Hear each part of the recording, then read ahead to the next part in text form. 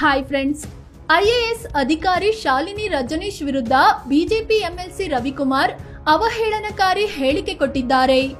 ಈ ಹಿಂದೆ ಮತ್ತೋರ್ವ ಐಎಎಸ್ ಅಧಿಕಾರಿ ಫೌಜಿಯಾ ತರಾನುಂ ಬಗ್ಗೆನೂ ಅಪಮಾನಕರವಾಗಿ ಮಾತನಾಡಿದ್ರು. ಹಾಗಾದ್ರೆ ಈ ಅಧಿಕಾರಿಗಳ ಬಗ್ಗೆ ನಿಮಗೆಷ್ಟು ಗೊತ್ತು? ರವಿಕುಮಾರ್ ಪದೇ ಪದೇ ಹೀಗೆ ಮಾತನಾಡೋದ್ಯಾಕೆ? ರವಿಕುಮಾರ್ ಅಸಲಿ ಹಿನ್ನೆಲೆ ಏನ್ ಗೊತ್ತಾ? ಈ ವ್ಯಕ್ತಿ ಮಾಡಿರೋ ಆಸ್ತಿ ಎಷ್ಟು? ಎಲ್ಲವನ್ನು ಈ ವಿಡಿಯೋದಲ್ಲಿ ಹೇಳ್ತೀವಿ. ಅದಕ್ಕೂ ಮುನ್ನ ನೀವಿನ್ನು ನಮ್ಮ ಚಾನೆಲ್ಗೆ ಸಬ್ಸ್ಕ್ರೈಬ್ ಆಗಿಲ್ಲ ಅಂದ್ರೆ ಈ ಕೂಡಲೇ ಆಗಿ ಪಕ್ಕದ ಬೆಲ್ ಐಕಾನ್ ಮೇಲೆ ಕ್ಲಿಕ್ ಮಾಡಿ. ಎಂಎಲ್ಸಿ ರವಿಕುಮಾರ್ ಹಿನ್ನೆಲೆ ಏನು? ಬಿಜೆಪಿ ನಾಯಕ ಎಂಎಲ್ಸಿ ರವಿಕುಮಾರ್ ಮೂಲತಃ ಚಿತ್ರದುರ್ಗದವರು. ಅಲ್ಲೇ ಓದಿದ ಇವರು ಬಿಎಡ್ ಕಂಪ್ಲೀಟ್ ಮಾಡಿದ್ದಾರೆ. ಆಗಲೇ ಎಬಿವಿಪಿಯಲ್ಲಿ ಸಕ್ರಿಯವಾಗಿದ್ದ ಇವರು ನಂತರದಲ್ಲಿ ಬಿಜೆಪಿ ಜೊತೆ ಗುರುತಿಸಿಕೊಂಡ್ರು. 2018ರಲ್ಲಿ ಮೊದಲ ಬಾರಿಗೆ ವಿಧಾನ ಪರಿಷತ್ಗೆ ಆಯ್ಕೆಯಾದ್ರು. 2023ರಲ್ಲಿ ಎರಡನೇ ಅವಧಿಗೆ ವಿಧಾನ ಪರಿಷತ್ಗೆ ಎಂಟ್ರಿ ಕೊಟ್ರು. ಸದ್ಯ ವಿರೋಧ ಪಕ್ಷದ ಮುಖ್ಯ ಸಚೇತಕರಾಗಿ ಕೆಲಸ ಮಾಡ್ತಿದ್ದಾರೆ. ಇವರು ಕೋಲಿ ಸಮುದಾಯಕ್ಕೆ ಸೇರಿದವರಾಗಿದ್ದಾರೆ. 2023ರ ಅಫಿಡವಿಟ್ ಪ್ರಕಾರ ಇವರು 5,70,00,000 ರೂಪಾಯಿ ಮೌಲ್ಯದ ಆಸ್ತಿ ಹೊಂದಿದ್ರೆ 3,84,00,000 ರೂಪಾಯಿ ಮೌಲ್ಯದ ಸಾಲವೂ ಇದೆ. ಬಿಜೆಪಿ ಎಂಎಲ್ಸಿ ರವಿಕುಮಾರ್ ಹೇಳಿದ್ದೇನು?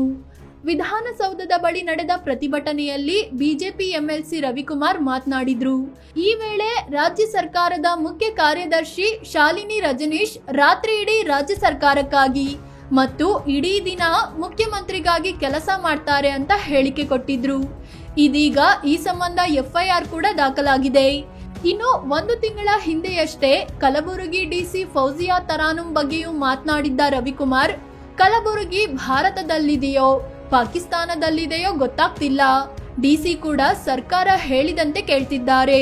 ಫೌಜಿಯಾ ತರಾನುಂ ಪಾಕಿಸ್ತಾನದಿಂದ ಬಂದಿದ್ದಾರೋ ಅಥವಾ ಭಾರತದವರೇನಾ ಅಂತ ಅರ್ಥ ಆಗ್ತಿಲ್ಲ ಅಂತ ಹೇಳಿದ್ರು.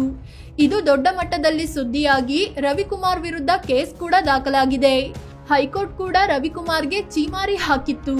ಹಾಗಾದ್ರೆ ಶಾಲಿನಿ ರಜನೀಶ್ ಮತ್ತು ಫೌಜಿಯಾ ತರಾನುಂ ಹಿನ್ನೆಲೆ ಏನು ಅಂತ ನೋಡೋಣ. ಶಾಲಿನಿ ರಜನೀಶ್ ಹಿನ್ನೆಲೆ ಏನು? ಶಾಲಿನಿ ರಜನೀಶ್ 1989ನೇ ಬ್ಯಾಚ್ನ ಕರ್ನಾಟಕ ಕೇಡರ್ನ ಐಎಎಸ್ ಅಧಿಕಾರಿ. ಆ ಸಲ ಮಹಿಳಾ ಅಭ್ಯರ್ಥಿಗಳಲ್ಲಿ ಇವರೇ ಟಾಪರ್ ಆಗಿದ್ರು. ಇವರ ಬ್ಯಾಚ್ನಲ್ಲಿ ಅತ್ಯಂತ ಕಿರಿಯ ವಯಸ್ಸಿನ ಅಧಿಕಾರಿ ಕೂಡ ಇವರೇ ಆಗಿದ್ರು. ಶಾಲಿನಿ ಸೈಕಾಲಜಿಯಲ್ಲಿ ಗೋಲ್ಡ್ ಮೆಡಲ್ ಪಡೆದಿದ್ದಾರೆ.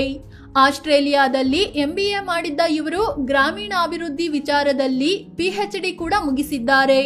ಹಲವು ಪುಸ್ತಕಗಳನ್ನು ಕೂಡ ಬರೆದಿದ್ದಾರೆ. ರಾಜ್ಯದಲ್ಲಿ CS ಅಂದ್ರೆ ಸರ್ಕಾರದ ಮುಖ್ಯ ಕಾರ್ಯದರ್ಶಿ ಹುದ್ದೆಗೆ ಏರಿದ 5ನೇ ಮಹಿಳೆ ಇವರಾಗಿದ್ದಾರೆ. CS ಆಗೋ ಮುನ್ನ ಶಾಲಿನಿ ರಾಜ್ಯದ ವಿವಿಧ ಜಿಲ್ಲೆಗಳ DC ಆಗಿ, ವಿವಿಧ ಇಲಾಖೆಗಳಲ್ಲಿ ಕಾರ್ಯದರ್ಶಿಯಾಗಿ, ಇನ್ ಕೆಲವು ಇಲಾಖೆಗಳಲ್ಲಿ ಮುಖ್ಯ ಕಾರ್ಯದರ್ಶಿಯಾಗಿಯೂ ಕೆಲಸ ಮಾಡಿದ ಅನುಭವ ಹೊಂದಿದ್ದಾರೆ. ಜೊತೆಗೆ ಚಂಡೀಗಢದವರಾದ್ರೂ ಅಪ್ಪಟ ಕನ್ನಡ ಕಲಿತು ಕನ್ನಡತಿಯಾಗಿದ್ದಾರೆ. ಇನ್ನು ಈ ಶಾಲಿನಿ ರಜನೀಶ್ ತಂದೆ PP ಚಬ್ರಿಯಾ ಕೂಡ ಐಎಎಸ್ ಅಧಿಕಾರಿಯಾಗಿದ್ರು. ಚಂಡೀಗಢದಲ್ಲಿ ಜನಿಸಿದ ಇವರಿಗೆ ಈಗ 57 ವರ್ಷ ವಯಸ್ಸಾಗಿದೆ. ಇವರ ಜೀವನದ ಕುರಿತು ಶಾಲಿನಿ ಐಎಎಸ್ ಅನ್ನೋ ಸಿನಿಮಾ ಕೂಡ ಬಂದಿದೆ. ಅದಕ್ಕೆ 2017ರಲ್ಲಿ ಖುದ್ದು ಸಿದ್ದರಾಮಯ್ಯ ಅವರೇ ಫಸ್ಟ್ ಕ್ಲಾಪ್ ಮಾಡಿದ್ರು. ಫೌಜಿಯಾ ತರಾನುಂ ಹಿನ್ನೆಲೆ ಏನು? ಫೌಜಿಯಾ ತರಾನುಂ 1986ರ ಸೆಪ್ಟೆಂಬರ್ 19ರಂದು ಜನಿಸಿದ್ರು. ಇವರ ತಂದೆ ಉದ್ಯಮಿಯಾಗಿದ್ರು. ಬೆಂಗಳೂರಲ್ಲಿ ನೆಲೆಸಿದ್ದ ಇವರು ಕ್ರೈಸ್ಟ್ ಕಾಲೇಜಿನಲ್ಲಿ MBA ಕಂಪ್ಲೀಟ್ ಮಾಡಿದ್ರು. ನಂತರ ಡಿಪ್ಲೊಮಾ ಮುಗಿಸಿದ್ರು. ಟಾಟಾ ಸಂಸ್ಥೆಯಲ್ಲಿ ಅನಾಲಿಸ್ಟ್ ಆಗಿ ಕೆಲಸ ಕೂಡ ಮಾಡಿದ್ರು. ಬಳಿಕ 2011ರಲ್ಲಿ UPSC ಕ್ಲಿಯರ್ ಕೂಡ ಮಾಡಿದ್ರು. 307ನೇ ರ್ಯಾಂಕ್ ಬಂದಿದ್ರಿಂದ ಇವರಿಗೆ ಸಮಾಧಾನ ಆಗ್ಲಿಲ್ಲ.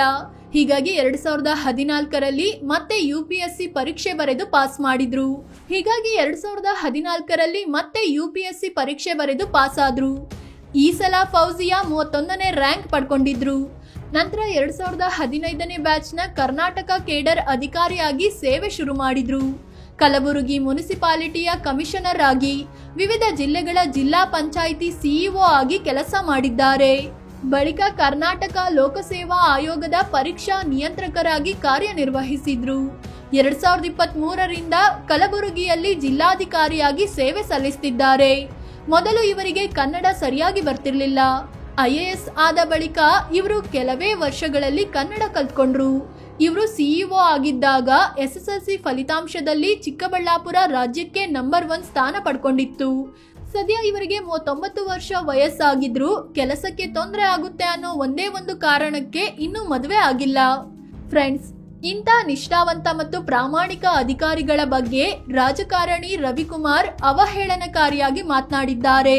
ಜಸ್ಟ್ ರವಿಕುಮಾರ್ ಮಾತ್ರವಲ್ಲ, ಸಿದ್ದರಾಮಯ್ಯ ಕೂಡ ಕಾರ್ಯಕ್ರಮವೊಂದರಲ್ಲಿ ಎಎಸ್ಪಿ ನಾರಾಯಣ ಭರಮನಿಗೆ ಮೇಲೆ ಕೈ ಎತ್ತಿ ಅಪಮಾನ ಮಾಡಿದ್ರು. ಇದರಿಂದ ನೊಂದು ನಾರಾಯಣ್ ಕೆಲಸಕ್ಕೆ ರಾಜೀನಾಮೆ ಕೊಟ್ಟಿದ್ದಾರೆ. ಆರ್ಸಿಬಿ ಸಂಭ್ರಮಾಚರಣೆ ವೇಳೆ ಕಾಲ್ತುಳಿತವಾದಾಗ ಅದಕ್ಕೆ ಪ್ರಾಮಾಣಿಕ ಅಧಿಕಾರಿ, ಬೆಂಗಳೂರು ಪೊಲೀಸ್ ಕಮಿಷನರ್ ತಲೆದಂಡ ಮಾಡಲಾಯಿತು.